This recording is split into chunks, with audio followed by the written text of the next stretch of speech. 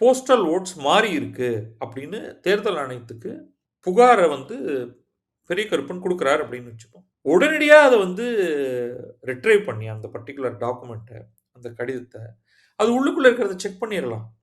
அதுல வாக்களித்தவர்கள் உண்மையிலேயே அது அப்படித்தானா? இல்ல அப்படின்னா நீங்க வந்து வெளிப்படையாக அதையும் சொல்லிடணும். இந்த மாதிரி ஒரு புகார் கொடுக்கப்பட்டது. நாங்கள் புகாரை கையில் எடுத்துக்கொண்டோம். அந்த டாக்குமெண்ட்ஸ் எல்லாத்தையும் பார்த்தோம். பார்த்தப்ப அந்த மாதிரி எந்த பிரச்சனையும் இல்லை என்று தெரிகிறது. 2 பேருடைய எலக்ஷன் ஏஜென்ட்டையும் கூட்டு காமிச்சிருங்க. பாருங்க இதுதான் உங்களுடைய புகார் கடிதம். எல்லாத்தையும் செக் பண்ணி பார்த்தோம். அது எல்லாத்தையும் எடுத்து பார்த்தோம். இவர்கள் முன்னிலையில பார்த்தோம். மைக்ரோ அப்சர்வர்ஸ்லாம் இருக்காங்க. தேர்தல் ஆணையத்துடைய அப்சர்வர்ஸ். எல்லார் முன்னிலையிலயும் பார்த்தோம். எலக்ஷன் ஏஜென்ட் நீங்களும் பார்த்துக்கங்க. அப்படி எந்த விஷயமும் கிடையாது அப்படின்னு சொல்லிட்டா, கோர்ட் வரைக்கும் போகணுங்கிற அவசியமே கிடையாது.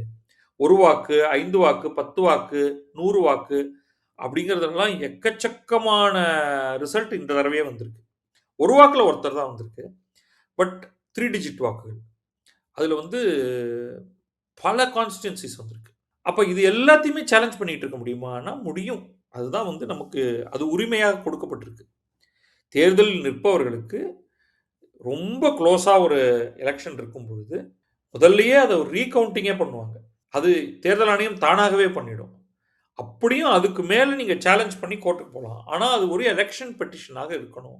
அப்படிங்கிறத நம்ம இதிலிருந்து தெரிந்து கொள்றோம். திரும்ப திரும்ப இந்த கோர்ட்க்கு கொண்டு போறது வழக்க அப்படிங்கிறது வந்து ஒரு ஈகோக்காக மட்டும் தான். தோத்து போனவருக்கு ஒரு வாக்குல தோத்து போனவருக்கு உண்மையிலேயே ஒரு பயங்கர கோபம் இருக்கும்.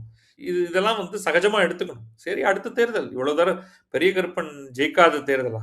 எவ்வளவோ தேர்தல்ல ஜெயிச்சுட்டாரு. இந்த மாதிரியான நிகழ்வுகள் நடக்கிறதும் சாத்தியம் தானே! அப்படின்னு சொல்லிட்டு விட்டுட்டு போகலாம். ஆனால் ஆசை யாரையும் விடாது.